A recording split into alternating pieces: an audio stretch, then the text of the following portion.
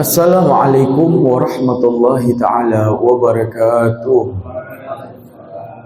Alhamdulillahil qawiyyi sultan wa al-wadhih burhanu al-mabsut fi wujudihi karamuhu wa ihsanu. Allahumma shalli salatan kamilah wa sallim salaman tamman ala sayyidina Muhammadin alladhi tanhallu bihil 'aqd wa tanfariju bihil kurab. Allahumma inna na'udzubika min 'ilmin la yanfa' wa min 'amalin la yurfa' wa min nafsin la tashba' wa min du'ain la yusma' wa min hadhihi al-arba'. Rabbi ighfirli warhamni wajburni warfa'ni warzuqni wahdini wa'afini wa'fu anni. Amma ba'du. Yang kami hormati, kami muliakan wabil khusus guru kita semua, Buya Yahya. Kita doakan beliau mata'an Allah bituli hayatih. Semoga Allah memanjangkan umur beliau, memberikan kepada beliau rezeki yang halal, tayyiban, mubarakan fi ala kulli hal. Dan semoga Allah Jalla Jalaluhu selalu menjadikan beliau perantara wasilah antara kita dengan baginda Nabi Muhammad sallallahu alaihi wasallam. Yang kami cintai para hadirin hadirat, para penuntut ilmu Allah dan Rasulnya, sampailah kita melanjutkan tafsir surat Al-Qari'ah ayat ke-6. A'udzubillahi minasyaitonir rajim. Fa amma man thaqulat mawazinu fa huwa fi 'ishatir radiyah wa amma man khaffat mawazinu fa ummuhu hawiyah wa ma adraka ma hiya narun hamiyah. Maka setelah tiupan malaikat Israfil yang kedua, maka dibangkitkanlah seluruh manusia dari kuburnya. Dikatakan ajabud dzanab, tulang ekor manusia yang tidak bisa hancur dengan apapun itu, Allah terbangkan kemudian menjadi satu dan tiba-tiba muncul lagi sesuai manusia dan karakter yang dulu Allah ciptakan. Setelah manusia berkumpul di padang mahsyar yang sangat luas, satu jengkal di atas matahari, ada yang terendam keringatnya sampai lutut, ada yang terendam keringatnya sampai dada, ada yang tenggelam oleh keringatnya sendiri sampai penuh. Tidak ada yang memakai sehelai benang pun. Maka Siti Aisyah bertanya kepada Rasulullah, "Ya Rasulullah, apakah kami ini tidak saling melihat aurat di antara kami?" Maka Nabi Muhammad menjawab bersabda, "Tidak, hari itu adalah hari di mana seseorang hanya bisa sempat memikirkan dirinya sendiri, gak sempat lagi dia melihat aurat saudara di samping kanan kirinya." Sehingga di padang mahsyar itu disebutkan dalam hadis yang sangat dikenal, sab'atun yudhilluhumullah yawma la dhillah illa dhilluh. Ada 7 golongan, mereka akan dinaungi oleh naungannya Allah Subhanahu wa taala. Di hari tidak ada naungan kecuali hanya naungan Allah Subhanahu wa taala. Semua terendam keringat, panas, kesusahan, tapi ada 7 golongan yang dia masuk ke dalam pelindungan naungan Allah Subhanahu wa taala. Mudah-mudahan kita salah satu dari mereka. Di antaranya adalah imam yang adil, pemerintah yang adil, pemerintah yang amanat, ya. Kemudian yang kedua, orang yang hatinya berkaitan selalu kepada masjidnya Allah. Allah Subhanahu wa taala berfirman, "Innama ya'muru masajidallah man amana billahi wal yawmil akhir." Sesungguhnya mereka orang yang memakmurkan masjid-masjid Allah hanyalah orang-orang yang beriman kepada Allah dan hari akhir, hari kiamat. Maka mudah-mudahan kita termasuk salah satu dari orang-orang yang dilindungi dan dinaungi nanti di padang mahsyar. Setelah padang mahsyar ada hari pembagian catatan amal perbuatan. Ya.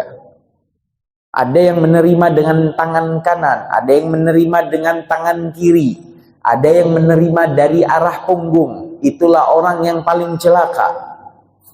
Sehingga setelah buku catatan amal dibagikan, barulah manusia itu dihisab oleh Allah Subhanahu wa taala. Dihisab, nanti dikatakan di akhir surat, salah satu surat dalam juz Amma, "Tsumma latus'alunna yauma idin 'anin na'im." Pada hari itu betul-betul kalian akan ditanya tentang nikmat-nikmat daripada at-takatsur, harta yang kalian kumpulkan yang sangat banyak itu, kalian akan ditanya tentang nikmat tersebut. Dikatakan paling sedikitnya hisab 500 tahun, ditanya ini dan itu. harta didapat caranya bagaimana, dan jika dengan cara halal dibelikan bahan-bahan halal atau tidak. Ditanya 2 kali urusan rezeki. Ditanya di detik itu, di saat itu engkau memutuskan ini, apa itu kehendak dan pilihanmu sendiri? Maka ditanya oleh Allah Subhanahu wa taala di dalam pengadilan Allah Subhanahu wa taala.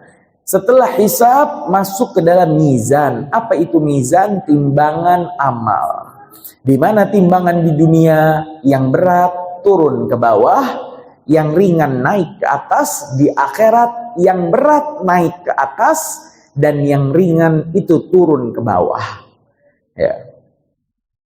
Allah Subhanahu wa taala berfirman, fa amma man thaqulat mawazinuh, maka barang siapa yang berat timbangan amalnya sehingga ketika berat dia naik ke atas, fahuwa fi 'aisyatir radiyah, maka sungguh itu tanda dia akan berada dalam kehidupan radiyah yang diridhoi oleh Allah Subhanahu wa taala, masuk ke dalam surga.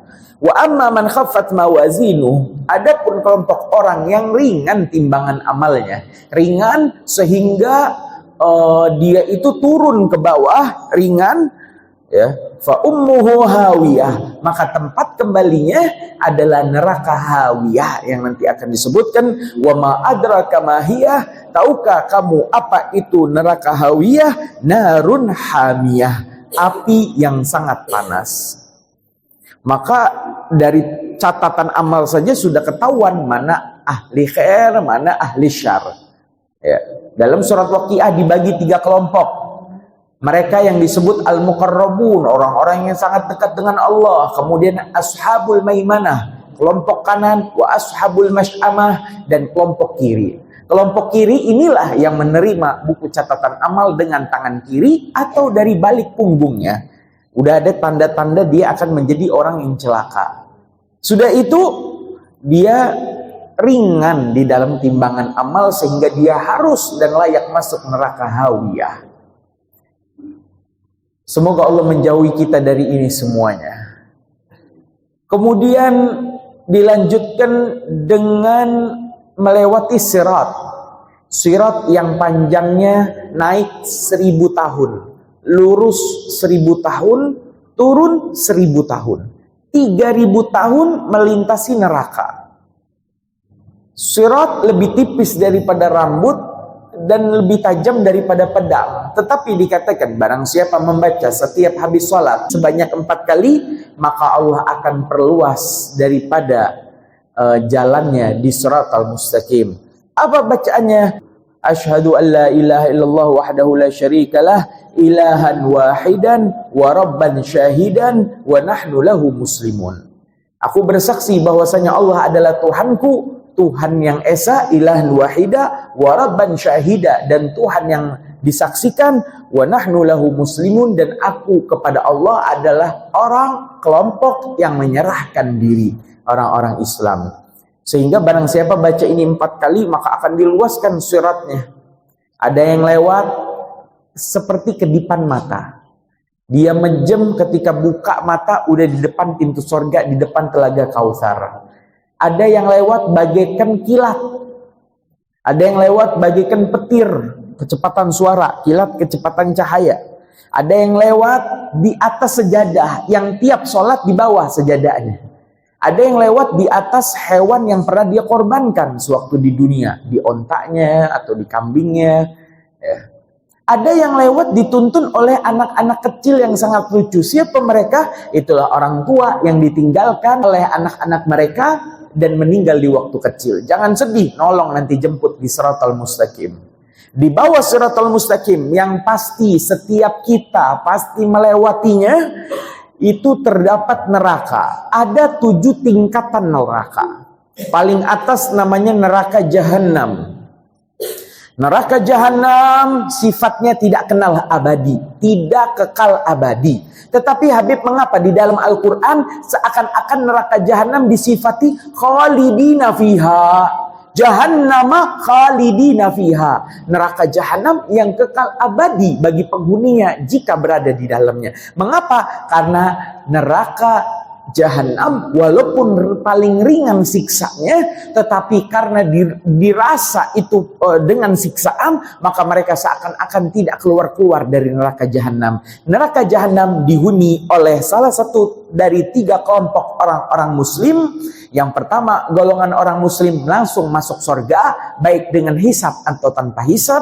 Yang kedua, masuk dulu ke dalam neraka Jahanam karena dia bagikan baju kotor yang harus dicuci. Ya, tidak layak masuk ke dalam lemari, baju kotor harus dicuci dulu oleh malaikat Zabaniyah, anak buah malaikat Malik.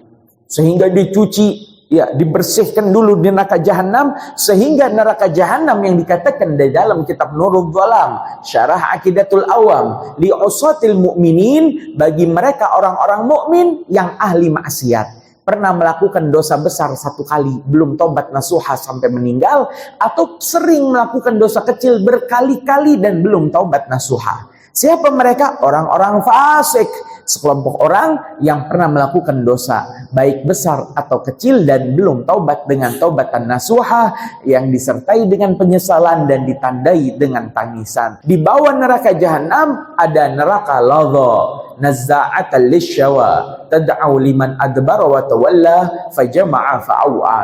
Neraka Ladha diperuntukkan bagi mereka orang-orang Yahudi. Orang Yahudi di dalam Al-Quran disebut ada 5 kelompok. Pertama, orang Yahudi yang masuk surga. Siapa orang Yahudi ahli surga?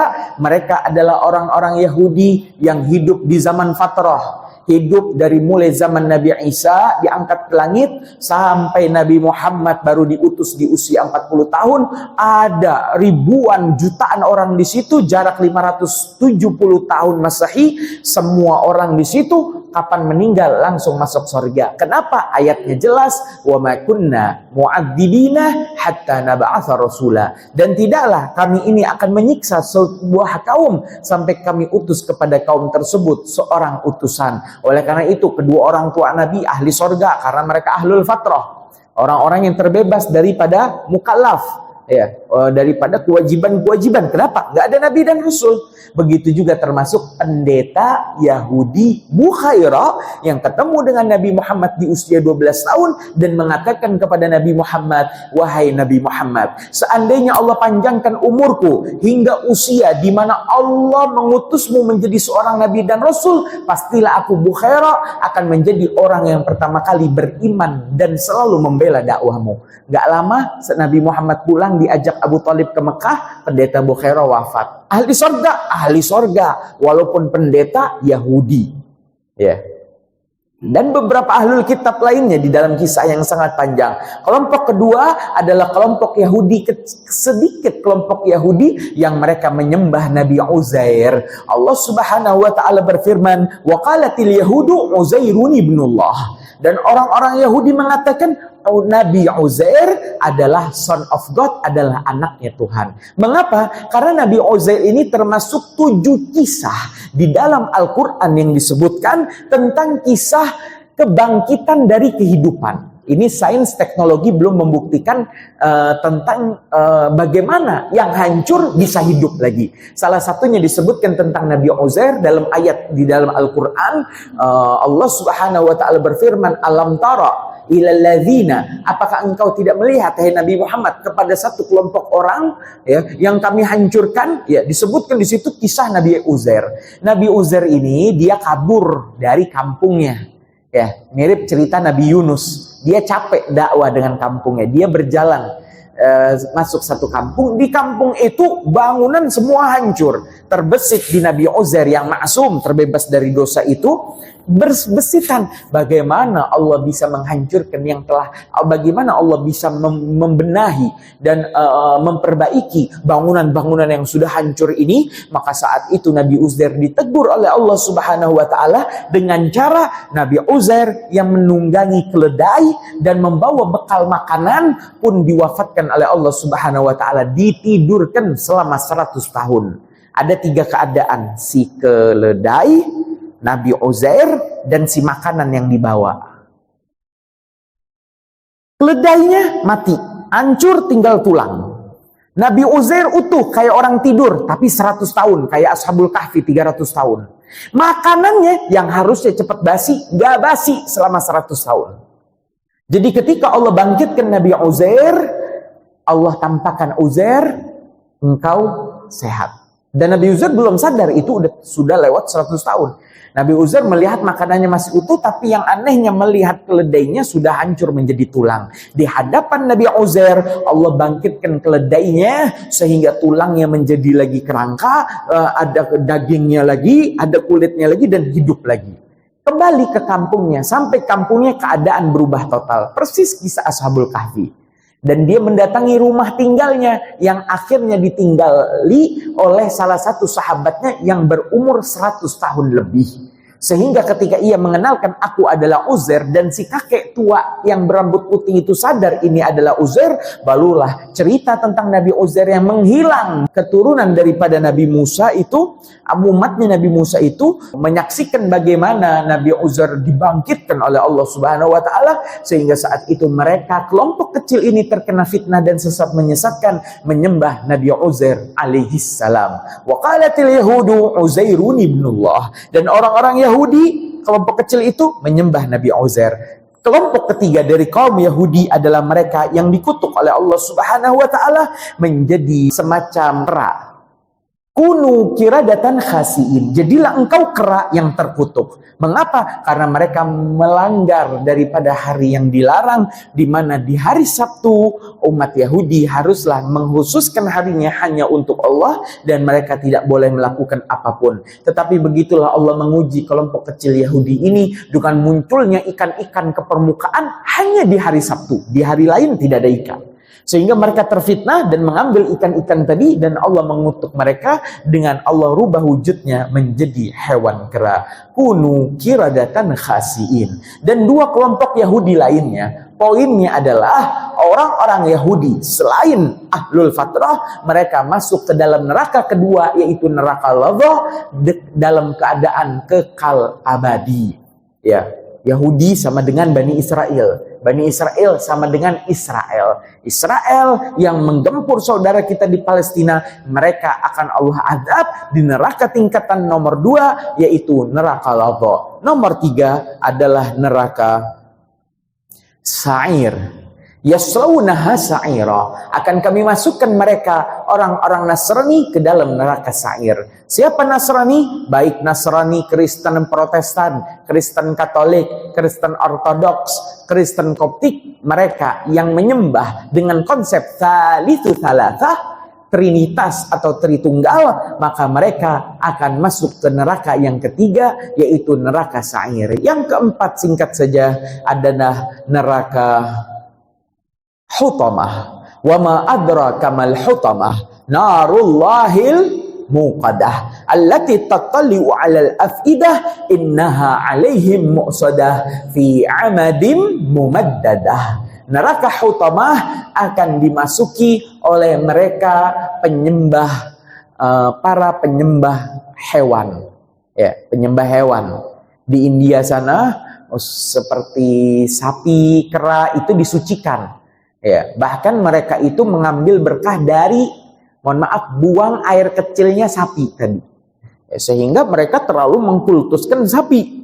Nah, maka mereka akan masuk ke neraka yang nomor 4 ini. Neraka nomor 5 adalah neraka sakar. Wa ma adraka ma sakar, la tubqi wa la tadhar, lawahatul lil bashar 'alaiha 19. Neraka sakar yang dijaga oleh 19 malaikat Zabaniyah. Faliyad'u nadiya sanad'u zabaniyah.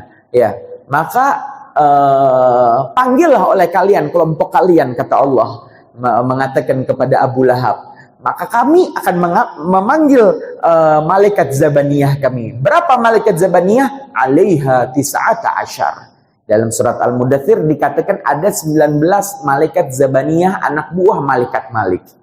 Di neraka sakar, malaikat Zabaniyah akan menyiksa mereka, orang-orang Majusi penyembah api.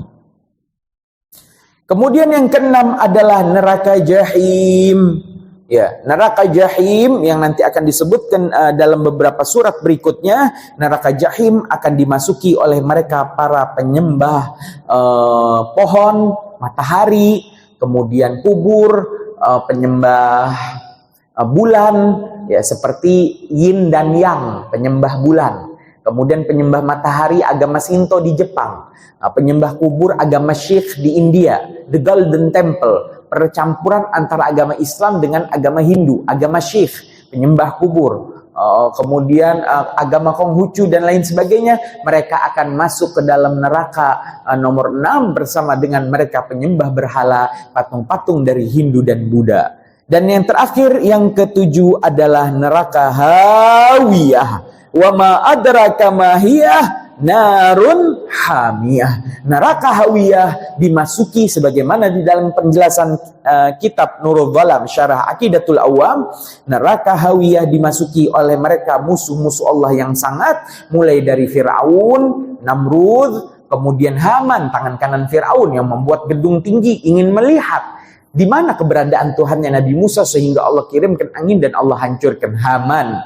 Kemudian Qarun yang karena kesombongannya Allah tenggelamkan hartanya, yang kalau kita gali tanah menemukan harta namanya harta Qarun. Harta Qarun harus dizakati 20%-nya, ya, agar terbebas daripada kutukan Qarun tadi. Jika itu termasuk madufun al-jahiliyah. Kemudian Iblis, Azazil, kemudian Dajjal, Ya'juj Ma'juj masuk ke neraka paling bawah bersama mereka munafik. Siapa munafik? Sekelompok orang yang luarnya Islam tetapi hatinya kafir kepada Allah Subhanahu wa taala. Beberapa ciri munafik, wa idza qamu ila shalah qamu kusala. Jika mereka mendirikan salat, berdirinya malas-malesan. Orang munafik di zaman Nabi 300 orang, yang 300 orang ini terbukti di dalam sejarah ketika mereka itu menghindar dari peperangan Uhud. Mulai dari perang Badar. Perang Badar umat Islam itu 313 orang melawan 950 kaum Quraisy.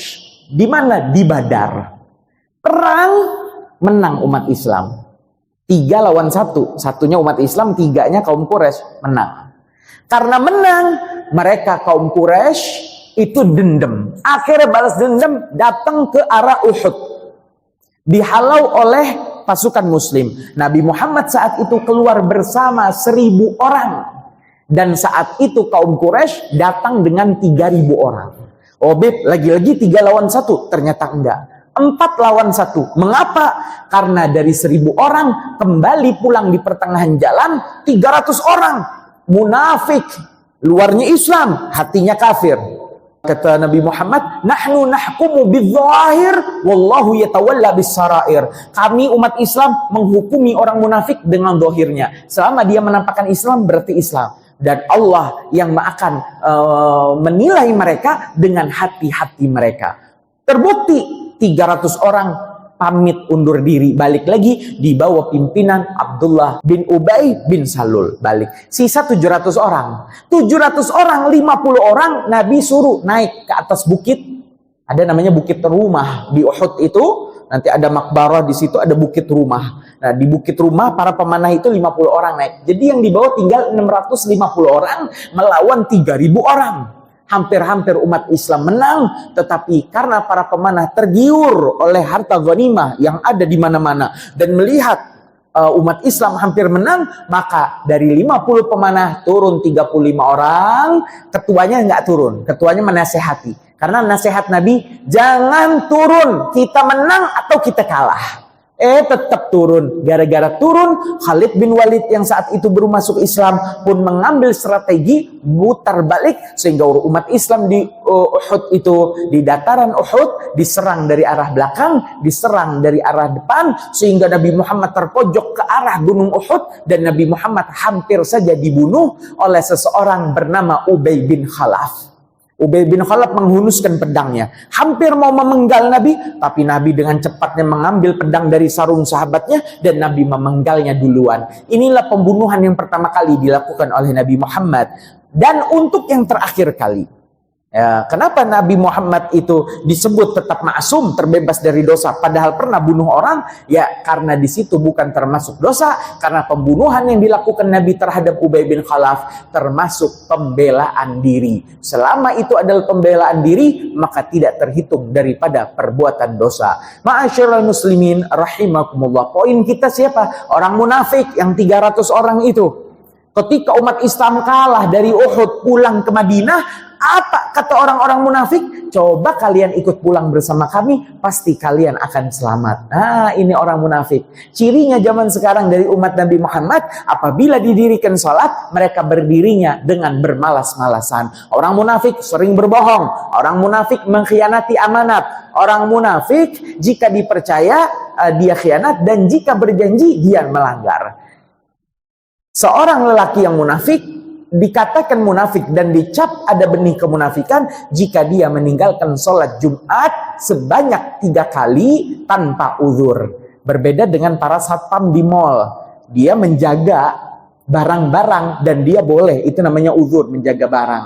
Ya, kemudian orang-orang yang menjaga hartanya itu tidak uzur. Adapun selain itu kok tidak sholat Jumat 3 minggu berturut-turut, maka termasuk orang-orang munafik. Maka orang munafik masuk bersama Fir'aun di neraka paling bawah, kekal abadi, nggak bakal keluar selama-lamanya. Maka mudah-mudahan Allah bersihkan hati kita daripada benih-benih kemunafikan. Ma'asyiral muslimin rahimakumullah. Selanjutnya kita lanjutkan kepada surat berikutnya.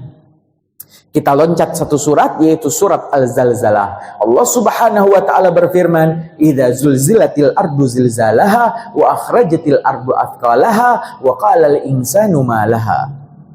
Idza zulzilatil ardu zilzalaha, apabila bumi digoncangkan dengan goncangannya yang dahsyat.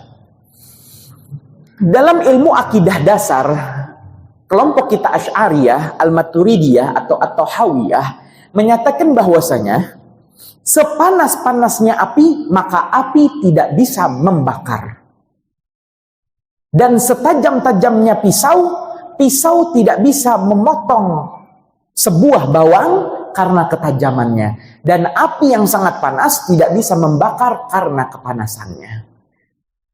Penyakit tidak ada yang menular, itulah keyakinan kita. Dan bumi yang terjadi gempa dan bergoncang, tidak bergoncang karena lempengan bumi yang bergeser.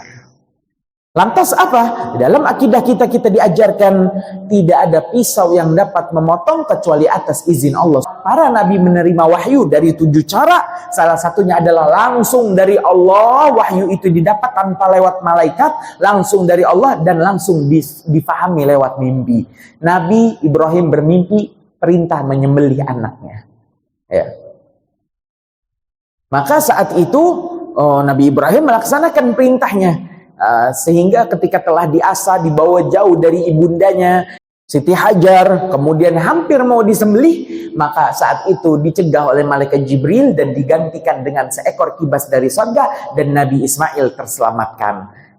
Maka pisau tadi ketika mau turunkan, hilang ketajamannya karena Allah tidak mengizinkannya. Begitu juga api, salah satu tentara Allah Subhanahu wa taala dalam firman-Nya, "Ya naru kuni bardan wa salaman ala Ibrahim." Wahai api, jadilah engkau dingin dan selamat ala Ibrahim, atas Nabi Ibrahim alaihi salam. Seandainya Allah berfirman sampai dingin, maka niscaya Nabi Ibrahim bukan mati kepanasan, tapi akan mati kedinginan. Wasalaman, dan dingin yang selamat, yang sejuk ala Ibrahim, atas Nabi Ibrahim. Sehingga api yang disulut Raja Namrud itu nggak bisa membakar badan pakaiannya Nabi Ibrahim. Begitu juga penyakit tidak ada yang menular kecuali atas izin Allah Subhanahu wa taala. Jika Allah tidak izinkan, tidak akan penyakit itu dapat menular. Tidak ada penyakit yang menularkan dengan dirinya sendiri. Itulah keyakinan kita. Dan yang terakhir, bumi itu zulzilah. Ini wazannya fi'il majhul. Zulzilah berarti digoncangkan. Kalau digoncangkan, di balik itu ya ada subjek yang menggoncangkan. Predikatnya apa? Kata kerjanya bergoncang. Ya, objeknya bumi. Digoncangkan, bumi digoncangkan. Ini objek dan predikat. Siapa yang menggoncangkan? Subjeknya dihilangkan. tidak ingin diketahui. Siapa yang menggoncangkan? Dialah Allah, zat yang menciptakan bumi. Maka ketika bumi digoncangkan dengan goncangannya yang dahsyat, ini keterangannya, dengan goncangannya yang dahsyat, wa akhrajatil ardu athqalaha, dan bumi mengeluarkan beban-bebannya yang berat, ya, daripada lava, lahar, magma, ya, dan ada perbedaannya antara tiga itu. Waqalatil insanu malaha, maka manusia bertanya, manusia bercakap-cakap, ada apa ini sebenarnya? Kenapa ini bisa begini? Manusia dia memprediksi lempengan bumi, pergeseran bumi dan lain sebagainya, itu semua atas izin Allah Subhanahu wa taala. Yauma idzin tuhadditsu akhbaraha, pada hari itu bumi menceritakan kabar-kabarnya, menyampaikan beritanya, bi anna rabbaka auhalaha, bahwasanya bumi mendapatkan wahyu dari Allah Subhanahu wa taala. Inilah salah satu wahyu secara bahasa yang disebutkan dari 7 wahyu secara bahasa yang disebutkan di dalam Al-Qur'an. Yang mendapat wahyu nabi dan rasul. Kok bumi dapat wahyu? Berarti bumi nabi dan rasul? Oh, enggak. Bumi bukan nabi dan rasul. Lebah dapat wahyu. Idh yuhi ilan ketika Allah berfirman, mewahyukan kepada lebah, anittakhidhi buyutan, agar mereka itu membuat sarang, minal jibali, di gunung, wa minasyajari, dan di pohon, wa mimma ya'rishun, dan di sarang yang dibuat manusia. Itu sarang lebah 3, kata Allah, di pohon, di gunung, dan juga di sarang buatan. Nah, Allah mengilhamkan kepada lebah untuk membuat sarang. Nah, ilhamnya Allah, wahyunya Allah kepada lebah tidak menjadikan lebah nabi dan rasul. Nah, ini namanya wahyu secara bahasa. Karena wahyu hanya diterima nabi dan rasul, sehingga menjadikan mereka seorang nabi dan rasul. Nah, di sini disebutkan Allah mengilhamkan, memberikan wahyu kepada bumi untuk bergoncang dengan goncangan yang dahsyat. Yauma idzi yasdurun nasu ashtatan liyaraw a'malahum, pada hari itu manusia muncul dari kuburnya dalam keadaan bermacam-macam untuk mereka melihat amal perbuatan mereka. Faman ya'mal mithqala dzarratin khairan yarah, siapa yang beramal dengan kebaikan ia akan melihatnya, dan siapa wa may ya'mal mithqala dzarratin syarran yarah, dan yang berbuat jahat sekecil apapun dia akan menyaksikan balasannya. Ini orang beriman nih begini, baca surat Al-Zalzalah faham. Orang beriman mustahil menzalimi orang, berbuat licik, jahat, berbuat hina, berbuat rendah, berbuat maksiat, nipu orang dan lain sebagainya. Nggak berani, karena mereka sadar ada kehidupan setelah kematian. Mereka sadar mereka akan dibalas oleh Allah nanti lebih dahsyat, maka mending mereka menahan diri sewaktu di dunia. Maka jangan sampai kita menjadi pribadi orang yang menzalimi sesama kita. Banyak-banyaklah meminta maaf, karena maaf tidak menunjukkan engkau salah, bahkan yang meminta maaf duluan menunjukkan kalian adalah kelompok orang yang mulia. Tafsir berikutnya mengenai surat At-Takatsur, Al-Asr tentang waktu, dan Al-Humazah. Sekian saja. Bismillahirrahmanirrahim. Alhamdulillahirabbil alamin. Allahumma shalli ala sayyidina Muhammad wa ala ali sayyidina Muhammad. Allahumma alif baina qulubina wa aslih dhata bainina wa hdina subul salam wa najina minadh dhulumati ila an-nur wa jannibna minal fawahish ma dhahara minha wa ma batan wa barik lana fi asma'ina wa absarina wa qulubina wa azwajina wa dhurriyyatina wa tub alaina innaka antat tawwabur rahim wa ij'alna syakirina li ni'matika mudhannina 'alaiha qabiliha wa athmimha 'alaina. Allahumma ighfir lana wa li والدينا وارحمهم كما ربونا صغارا ربنا آتنا في الدنيا حسنة وفي الآخرة حسنة وقنا عذاب النار وصلى الله على سيدنا محمد النبي الأمي وعلى آله وصحبه وسلم والحمد لله رب العالمين بسر الفاتحة خصوصا لشريفة فضل بنت محمد أسقف أن الله يغفر لها ويرحمها ويعلي درجاتها في الجنة وينفعنا بسرها وأنوارها وعلومها في الدين والدنيا والآخرة وإلى حضرة النبي سيدنا محمد صلى الله عليه وسلم. Al-Fatihah. A'udzubillahi minasyaitonir rajim. Bismillahirrahmanirrahim. Alhamdulillahirabbil alamin. Arrahmanirrahim. Iyyaka na'budu wa iyyaka nasta'in. Ihdinas siratal mustaqim. Siratal ladzina an'amta 'alaihim ghairil maghdubi 'alaihim waladdallin. Wallahul muwaffiq ila aqwamit thoriq. Wassalamu alaikum warahmatullahi taala wabarakatuh.